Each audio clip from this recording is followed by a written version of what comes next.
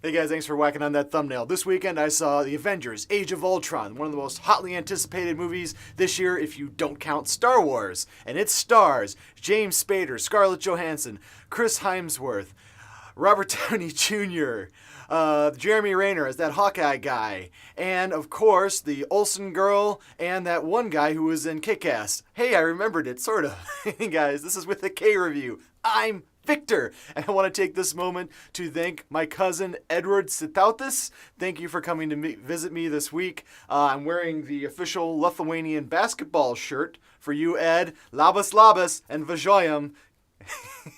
Roll it. With a K review.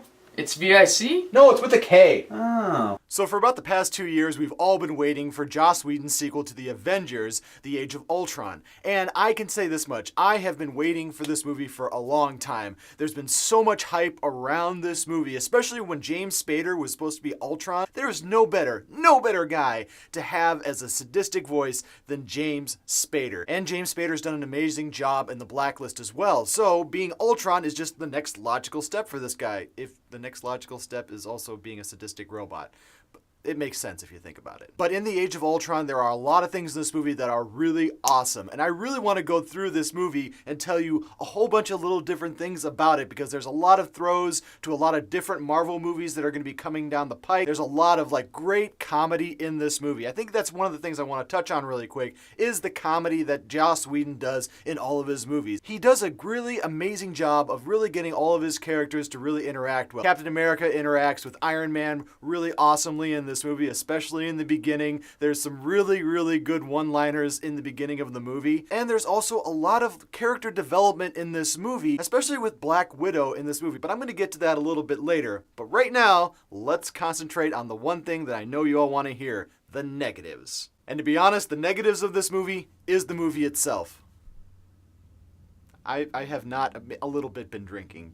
Trust me. This movie, I can say this much. This movie has a reverse Lord of the Ring problem with it.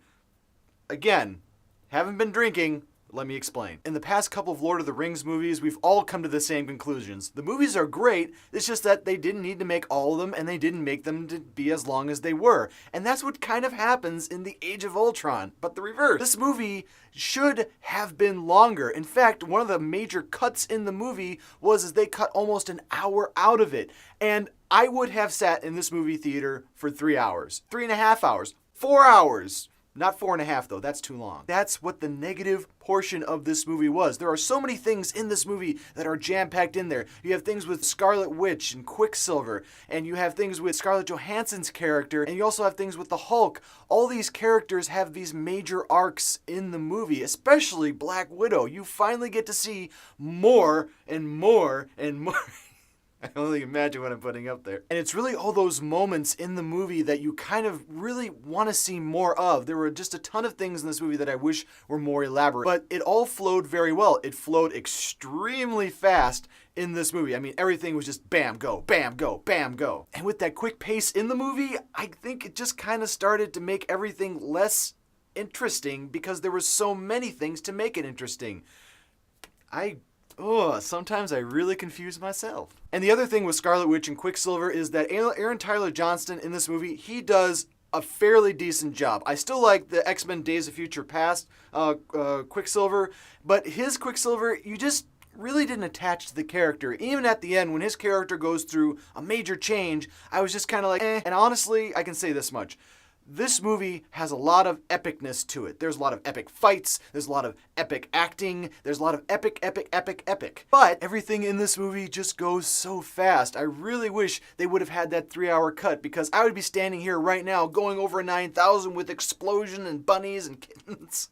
But what I'm going to have to tell you guys is that this movie is awesome. I think I'm going to give this movie a 4K review. It's going to be extremely strong 4K review. It's not going to be over 9,000 because I just felt the movie was just kind of going way too quick and that it really needed to be longer. And that is probably the only time I'm going to say that about a movie. But you guys need to go see this in theaters, any price, rent it when it comes out on video, and when it comes on streaming, you put that in the #1 spot, and I'm going to point at you until I'm happy. And thanks, guys, for watching my review. I do appreciate all the viewers and subscribers that I do have. Make sure to give me a little Lithuanian whack right here if you want to subscribe to my channel. Whack up there if you want to see any of my past reviews. And leave a little whacked out comment below and let me know what is your favorite Marvel movie so far and what is your favorite DC movie so far. And those can be either live action or animated. And yeah, never forget, if you don't like what you're watching, you can always tear it apart from the inside.